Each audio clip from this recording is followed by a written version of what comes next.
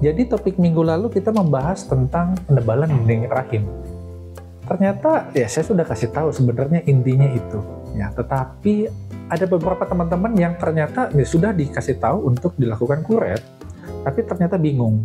Masih ingin mendapatkan tentu pendapat lain gitu kan ya, ataupun second opinion, apakah ya masih bimbang begitu, kuret atau tidak. Jadi sebenarnya itu tidak sulit. Karena untuk teman-teman tahu bahwa penebalan dinding rahim ini kan, yang saya cerita sebelumnya, kalau terjadi secara terus-menerus, itu bisa menjadi sebagai endometrial hyperplasia, jadi tebal dia, ya. Selangkahnya lagi itu bisa naik lagi, itu ada tingkatannya. Lalu ujung-ujungnya adalah menjadi kanker endometrium, kanker dinding rahim. Nah, kemungkinan untuk menjadinya ke sana itu sebenarnya bisa dilihat dari profil teman-teman.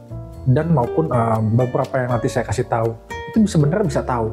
Yang pertama itu teman-teman bisa tahu dari kegemukan. Yang kegemukan ini adalah ya obesitas, ya ada beberapa tingkat, mulai dari overweight, obes 1 sampai obes 2, tergantung dari berat badan teman-teman dengan tinggi badan. Ya jadi hubungannya itu apa ya? IMT, indeks massa tubuh. Semakin besar ini, itu semakin beresiko. Ingat, ini sudah ada beberapa yang nanya sama saya tentang mengenai beberapa video YouTuber lainnya gitu. Bukan YouTuber, mungkin channel lainnya gitu ya. Karena ini berupa hanya istilah slideshow dan tentang kesehatan. Bahwa nggak apa-apa kita ini gemuk, yang penting sehat. Jadi sebenarnya tidak ada itu yang namanya gemuk tapi sehat. Sekali lagi ini menurut saya ini channel-channel lain itu memberikan ya nggak apa-apa gemuk, tetapi yang penting olahraga, jantungnya sehat begini. Itu sebenarnya enggak. Cuma pasti ada sesuatu tergantung dari kegemukan teman-teman itu. Yang paling mudah itu misalnya ya kegemuk, ya kita nggak usah ngomongin ke sana ya. Pokoknya pada intinya itu saking keselnya. Kegemuk itu pasti nanti ada resikonya. Entah itu datangnya cepat atau lambat. Ya, termasuk di sini adanya gangguan hormonal. Kenapa bisa terjadi gangguan hormonal pada kegemukan? Karena hormonal eksternal ini yang estrogen, perifer ini dibentuk dari lemak. Semakin banyak lemak teman-teman, semakin gemuk, semakin ini akan mempengaruhi kadar estrogen menjadi lebih tinggi. Inilah yang membuat haid teman-teman itu tidak teratur. Karena pada dasarnya untuk bisa menjadi haid penebalan dinding rahim ini dan akhirnya kanker endometrium itu sebenarnya ada satu, yaitu adalah unopposed estrogen, pengaruh estrogen yang terlalu berlebihan dan tidak ada lawannya. Maksudnya itu tidak ada progesteron, jadi haidnya itu ya memanjang terus begitu. Maksudnya lama nggak dapat. Inilah yang disebut dengan unopposed estrogen. Estrogennya itu berlebihan. Semakin gemuk, semakin kejadian ini. Ya, jadi tidak ada itu namanya gemuk, asal gemuk, yang penting sehat. Kedua bisa dilihat apakah teman-teman punya anak atau tidak. Ya, jadi pada saat teman-teman tidak punya anak, itu artinya teman-teman mendapatkan haid setiap bulannya. Yang mana pada saat ini teman-teman haid, itu sebenarnya pengaruh paparan estrogen itu ya tiap bulan teman-teman dapat, selalu ada. Berbeda dengan teman-teman yang sudah punya anak. Tentu sudah punya anak 9 bulan, rahim teman-teman itu tidak ada paparan estrogen. Istirahat, apalagi kalau punya anaknya 2. Ya maksudnya resikonya lebih rendah yang hamil, yang sudah punya anak dibanding yang nggak punya anak. Apalagi sudah punya anak menyusuinya lama, lebih dari 1 tahun. Kan haidnya suka nggak dapet tuh, kalau kayak begitu ya. Kadang-kadang sudah punya menyusui lama, setahun juga belum dapat haid. Nah itu proteksinya tuh tinggi, sama kayak proteksi Tokped gitu ya. Setahun lebih gitu ya. Tapi saya nggak tahu, bukan promosi. Yang tidak pernah punya anak ini meningkat resikonya untuk bisa menjadi kanker rahim itu ya 2-3 kali. Dan selanjutnya yang sebelumnya itu obesitas itu bisa 3-5 kali. Nah itu sebenarnya tuh lebih kuat lagi tuh, hati-hati dengan kegemukan. Dan selanjutnya ini adalah diabetes. Nggak jauh-jauh diabetes teman-teman ya. Ini bisa sampai 2-3 kali juga meningkat. Jadi kalau misalnya diabetes ini itu sebenarnya banyak sekali, belum tentu gula darahnya itu bermasalah, tetapi sudah ada permasalahan dari insulin.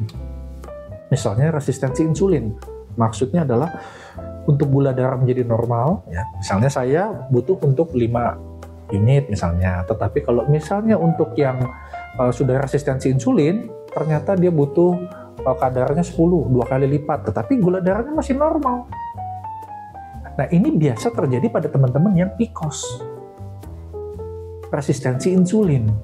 Pada saat ini juga kenapa PCOS itu bisa beresiko untuk menyebabkan terjadinya kanker rahim, kanker dini rahim maksudnya.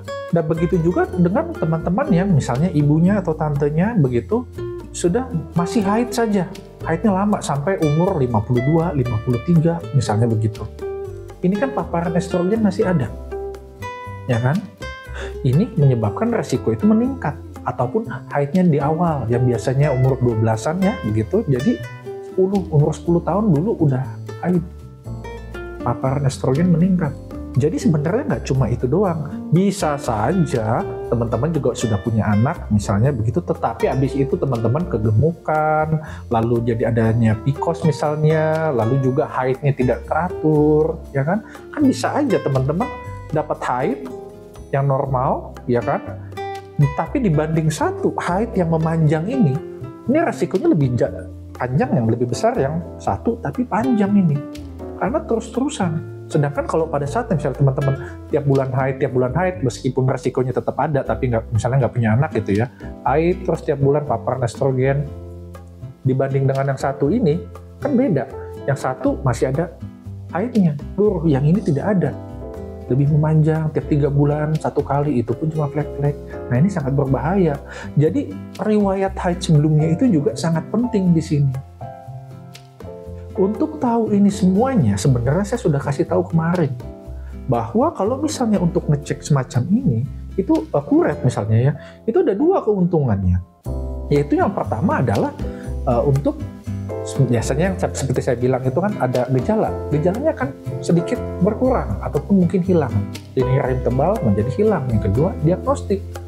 Tetapi memang yang kemarin itu saya hanya bicara langsung kepada intinya. Nah, kalau misalnya teman-teman nggak ngerti misalnya semua itu, ini penjelasan paling akhir yang biasanya saya kasih tahu sama pasien-pasien yang suka konsul lewat telepon ataupun apa gitu kan ya. Teman-teman kan mau takut kan karena kanker rahim, tahu dari mana teman-teman ini kalau nggak dicek pakai kuret. Ini penjelasan paling bodoh.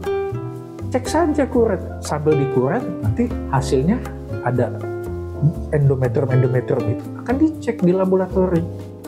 Ada nggak sel-sel keganasan?